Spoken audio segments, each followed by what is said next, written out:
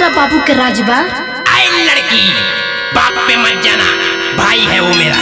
क्यों छारा रा रा रा रा रा रा रा रा रा रा पो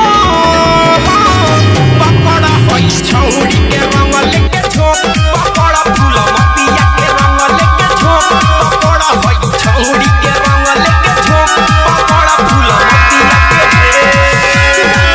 छोटी किन्ना दे। क्यों छारा रा रा रा रा रा रा रा रा रा पो पकड़ा होई छौड़ी के रंग लेके झोंक, पकड़ा होई छौड़ी के रंग लेके झोंक, पकड़ा फूल मतिया के देख लो बबुआ अब अति होता। अरे पुराना मानो होली हो, होली हो रंग लगावे तो होली हो, होली हो, होली हो। एकरा सिलवट परंगला आज पीस दोसरे, एकर गोर गोर गलिया धके मीस दोसरे। तो हम माई से कह दे। हो देखो भागवतिया योग में से जाके तोनी रोक। रे पादा ना छोड़बे किन्ना रे। ए भाइयों दरियावतिया, अरे तो देह को काय चोड़ तरी दूरे से डाल। क्यों छारा रा रा रा रा रा रा रा रा रा रा पो पकड़ा फूल मतिया के रंग लेके झोंक, पकड़ा होई छौड़ी के रंग लेके झोंक, पकड़ा होई छौड़ी के रंग लेके झोंक, पकड़ा फूल मतिया के रे। क्यों छारा रा रा रा रा रा रा रा रा रा रा पो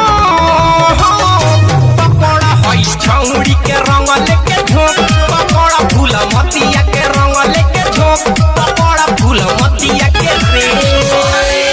सारा रा रा रा रा, सारा रा रा रा रा, सारा रा रा रा रा, सारा रा रा रा रा। डीजे विकास लीला सीतापुर जनपद प्रोडक्शन। उठावा चाटल जाई रे, गलिया काटल जाई रे, एकरा छतिया से छतिया अपन साटल जाई रे। तो हम सही कर।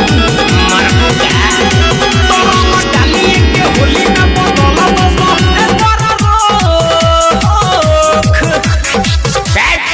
कौन मेरे फुलमतिया को छू रहा है? डोंट टच माय फुलमतिया। फुलमतिया मेरी है, मेरी रहेगी। क्या रे फुलमतिया, सही बोले ना? हाँ हाँ आब तू ही तो एगो बाकी रल हो। अरे झगड़ा काय करता रसो, होली हो।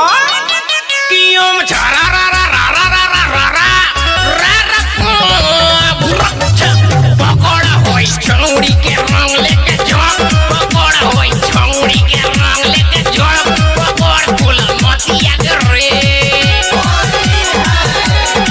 क्यों छारा रा रा रा रा रा रा रा रा छारा रा रा पो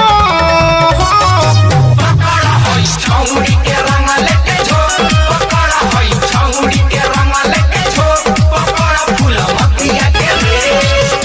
चल होने भीतर।